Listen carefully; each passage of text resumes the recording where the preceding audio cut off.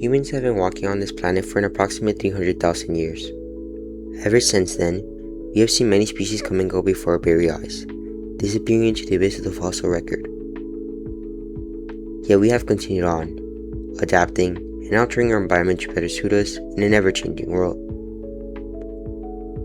But what if I told you that the very changes that we make for our own benefit have and will just end up harming us, along with the several species whom we share this planet with? And that as our population and civilization continues to advance, we have been driving hundreds of species to the verge of extinction. This is the Holocene extinction, the human era.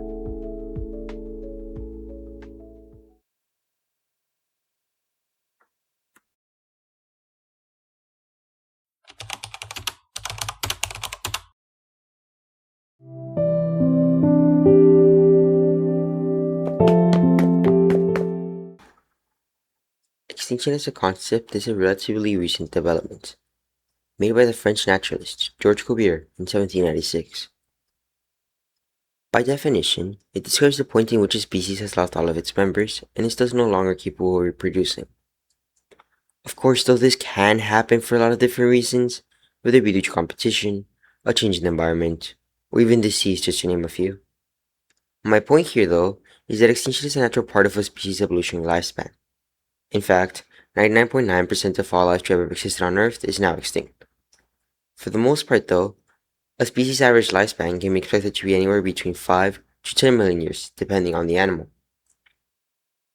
Naturally, it is a very slow and long process for a species to go extinct, a good representation of which is actually the background rate.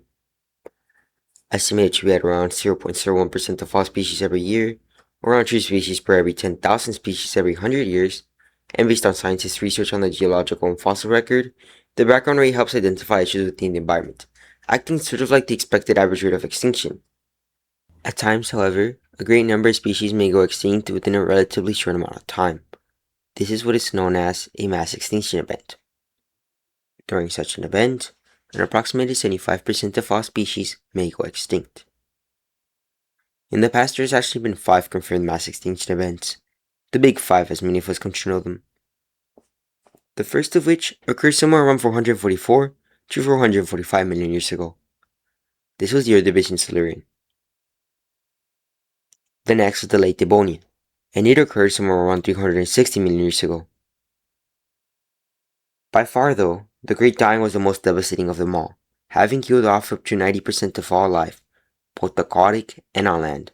It occurred somewhere around 250 million years ago and marked the beginning of the Mesozoic era. The last two actually occurred within the Mesozoic era, that being the end Triassic, occurring somewhere around 200 million years ago, and the most widely known of all, the KPG mass extinction. Believed to have been caused by an asteroid coming into impact with the Earth, it wiped out all non-avian dinosaurs at around 66 million years ago. All of these mass extinction events, despite being utterly destructive and devastating at their times, had their upsides. For one, by killing off so many species at once, they created openings within the environment, vacant ecological niches, and opportunities for other organisms to evolve and rapidly dominate those roles. In fact, believe it or not, had it not been for that asteroid, humans along with the several of the modern mammals that we share a planet with today would have never existed.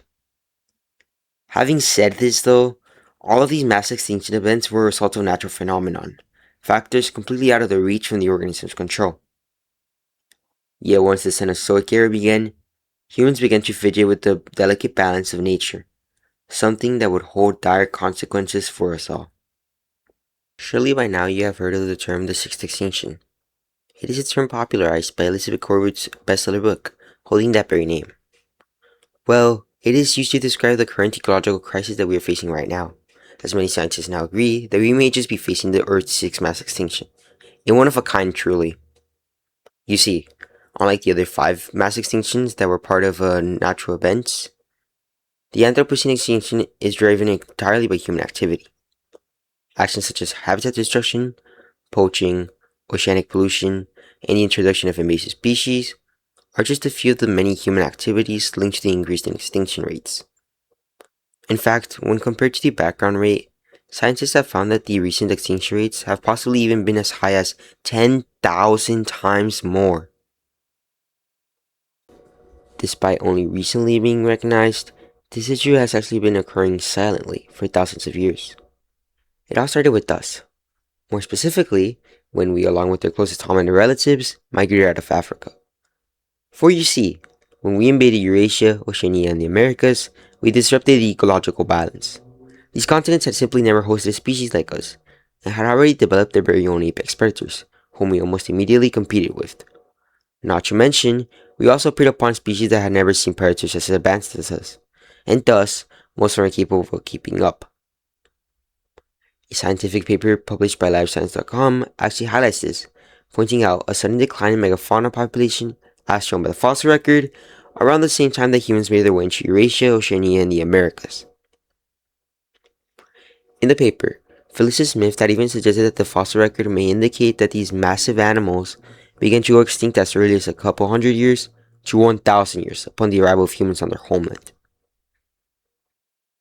Despite being physically defenseless, our ancestors possessed an intelligence that was unmatched for their time. Utilizing tools and their numbers, they were able to take down even the largest of mammoths, a trait that would eventually lead to the collapse of entire ecosystems as our technology continued to advance. Among the earliest animals that we drove to extinction were actually our fellow Pleistocene mammals, especially megafauna such as mastodons and megatherium, whose larger size actually attracted attention from hungry early humans. Suddenly, the very size which had provided them with protection became their worst weakness, as their larger size also meant that they tend to reproduce much more slower and have longer gestation periods when compared to smaller mammals. Eventually, they were wiped out by a series of overhunting and climate change, as the Earth gradually became warmer.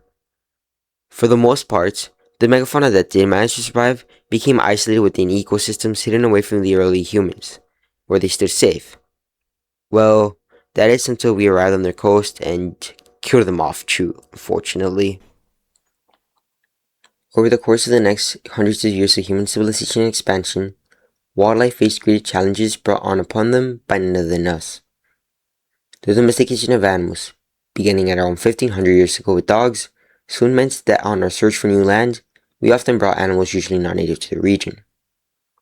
Known as invasive species, these introduced animals can cause havoc to ecosystems, competing with the native species for many of the same resources, and even preying upon others if predatory themselves. They usually have no natural predators here to control their population, and thus, they multiply rapidly. And that's without even mentioning the fact that they often act as vectors to foreign pathogens, capable of killing off many of the native species. This was exactly what wiped out the thylacine out of Australia. The thylacine, commonly known as the Tasmanian tiger, was once Australia's largest carnivorous marsupial. It was the apex predator of its time and helped keep the herbivorous population in check, as well as picking out the injured and ill individuals. However, when Southeast Asian humans arrived on the continent, they brought with them their dog-eat companions. Estimated by scientists to number only a couple when first introduced, several escaped and eventually became feral, as they soon became hundreds upon a couple of generations. Being relatively larger than the thylacine and once an apex predator of its own right, these dogs competed with the animal for many of the same resources, and were much more aggressive and powerful than it was. And thus, the population of thylacines living on the Australian mainland just couldn't keep up with the fight against the dogs, who would eventually evolve to become Australia's modern-day dingoes. Isolated from the mainland and free of dingoes, Tasmania served as the last refuge and a last haven for the remaining thylacine population. At least, that is until European settlers arrived on the island and the Tasmanian government literally put a bounty on the animals in 1830.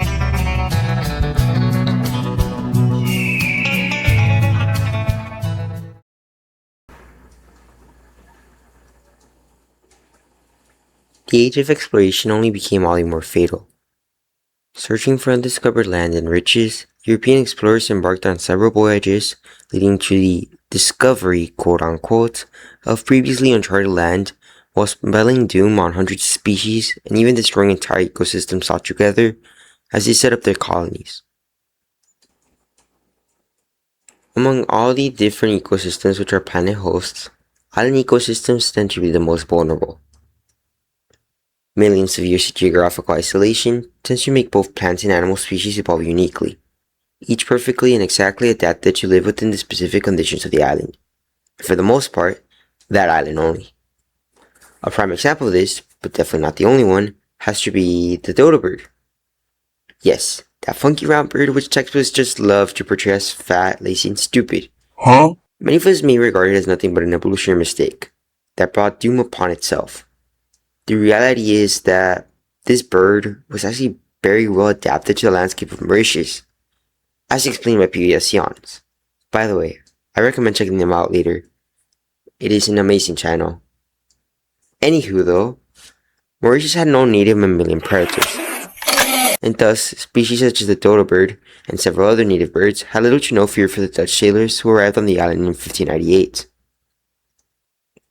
In fact, they were quite curious about the settlers, as described by Johannes Pretorius, sorry if I butchered it by the way, who wrote, "This bird is unbelievably stupid. When one waves his stocking cap and makes a sharp sound with the mouth, it immediately heads towards that person. And if one carries a stick, all of them can be killed with it without even escaping." Having barely arrived on the island, settlers were met with a widely diverse ecosystem inhabited by an approximate 159 bird species, 28 of which were actually found nowhere else, along with reptiles such as giant skinks and giant saddleback tortoises. In 1638, the Dutch officially moved in an attempt to prevent their French and British rivals from taking over the island. They chopped away vast chunks of the forest to make way for towns and agriculture, more specifically sugarcane, a valuable and profitable cash crop introduced by the Dutch in 1639, because as we all learned in school, sugarcane equals money, quickly turning the island into a colony controlled by the Dutch East India Company. As people settled in, they brought with them many invasive species, including domestic pigs for food, macaques believed to be brought as pets, and rats who stowed away on the ships, all of which played a significant role in the dodo's extinction as they fed on the dodo's young and eggs, which were laid as one per clutch. From 1666 to 1669, the colony mainly focused on lumbering, as they cut down ebony trees and exported its wood for profit, in an attempt to exploit the island of its resources, putting pressure on the dodo bird, which relied on the ebony tree for its fruit, along with the tambalacoque tree and the shelter that their forest created. With deforestation leaving it out in the open, destroying its nesting sites, and limiting its access to the forest fruit and nuts, along with the very much invasive species preying upon its young, the dodo, along with several of Mauritius' unique birds and animals, quickly went extinct, with the last confirmed sighting of a dodo dating back to 1662, only 70 years since it was first encountered. With the blink of a geological eye, 21 of the 28 endemic birds of Mauritius vanished.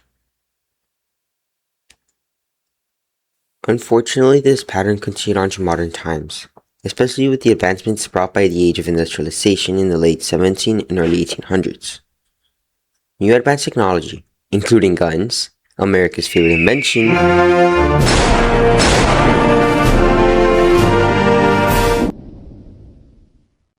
simply made it all the more faster and efficient to hunt and kill animals. The market revolution led to a rise in consumer demand for animal parts, as a plethora of species would soon be sought out for their meats, fur, and even just for sport. All while trains capable of transporting thousands of pounds of cargo across the country carry the loot to be sold at urban markets. Here, two species stand out to me immediately: the North American bison and the passenger pigeon, both believed to have been incredibly dense in population during pre-colonial times, with the passenger pigeon having particularly been estimated to have had numbers ranging from 3 to 5 billion individuals, while making up 25 to 45% of the bird population in North America, by far the most populous bird of its time. Both species had actually coexisted for hundreds of years with the local tribes, who hunted these birds sustainably, only killing what they ate and using the entire animal. However, today we will only be focusing on the passenger pigeon and leaving the bison story for another day.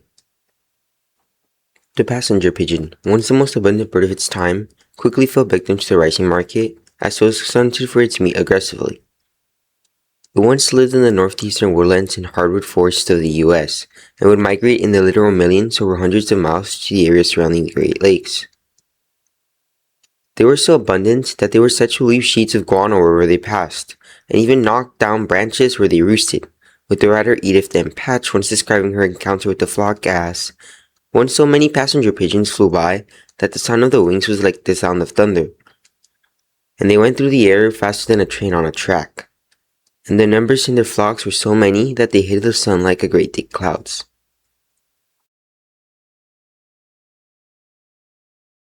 With their great abundance and shotguns in hand, they were seen as an easy target and often hunted for food by the settlers of the region. Commercial hunting, however, was what put the nail in the coffin for these birds. Grand scales of the practice began in the mid-1850s. Seen as a cheap food source, the bird was hunted in the hundreds during one session. A single bullet was even said to be able to take down several individuals at once.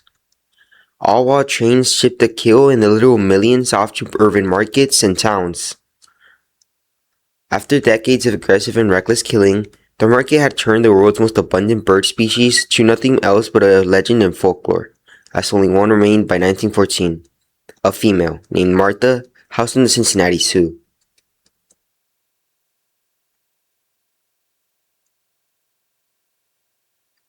All of these animals represent a story that we as humans have put an end to. They are few of the hundreds of thousands of species that we have driven to extinction within our lifespan as a species and reflect our true nature.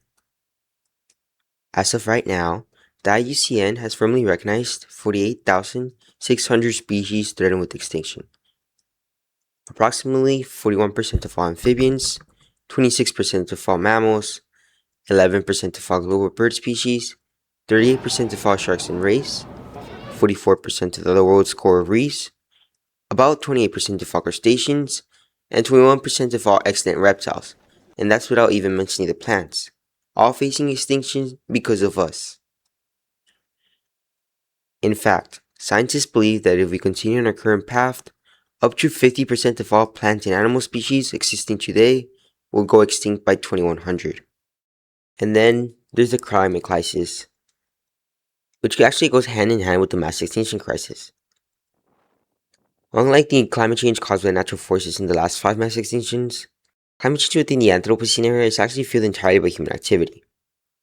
Among the most influential factors are actually the unsustainable use of land, water, and energy. In fact, according to the WWF, about 40% of all land today is being used up by agriculture, a use which is actually responsible for 90% of our global deforestation and 70% of our freshwater usage. All while industrial, electrical, and agricultural processes, all of which have expanded rapidly since the Industrial Revolution, have been responsible for the significant increase in accumulation of greenhouse gases in the atmosphere. In fact, in May of 2025 alone, the concentration of carbon dioxide in the atmosphere reached a staggering 429.6 parts per million, by far the highest it has been for over 2 million years, according to an online paper published by downtoearth.org. And yet, we still continue on, emitting somewhere around 25 billion tons of CO2 annually.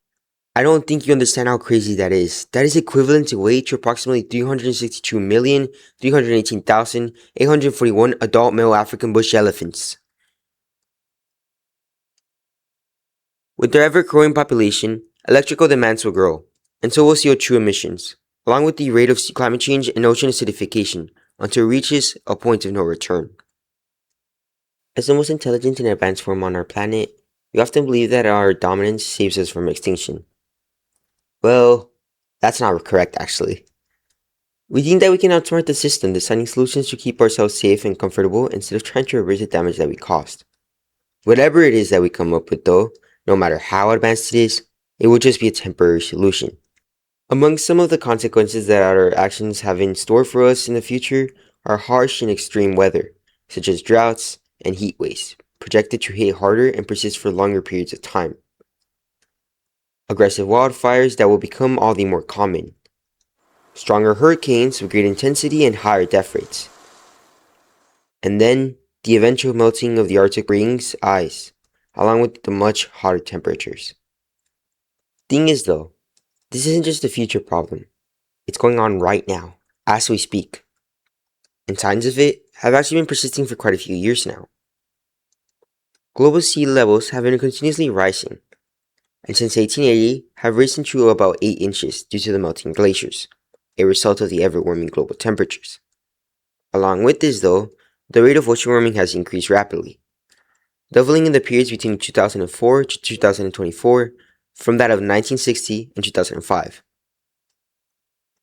This warming has been said to be a factor contributing to the harsher storms that we have seen in the past few years, including the infamous Hurricane Katrina of 2005, responsible for killing about 1,392 people, and the 2017 Hurricane Harvey that left Texas having dropped more than 60 inches of water. We may be the dominant species, perhaps the most powerful of all time, but our intelligence will not save us from extinction. Everything in an ecosystem is designed to have perfect balance. The moment you remove something from the equation, everything else shatters. Every single species relies on each other in order to thrive. We, however, have distorted that balance. We killed off the predators and diseases that kept our numbers in check. Not necessarily a bad thing until our reproduction rate began to skyrocket like crazy. We altered the environment, making tweaks to make it more comfortable for us, while destroying the food supply and shelter of thousands of other species. We have continuously slaughtered hundreds of species, carelessly, without thinking of the consequences. And now, we plague the entire planet with their wastes. All of Earth's eras had a highly successful group. The trilobites, the synapsids, and the dinosaurs, just to name a few. All existed for thousands of years. All were rather adaptable, yet they all made their downfall. And humans, well, humans aren't just any different. Thank you for watching and staying with me till the end. I greatly appreciate your fascination and interest for the subject, as well as your support. I also made sure to leave links to the sources that I used for my research down in the description below. Thank you once again, and until next time, farewell.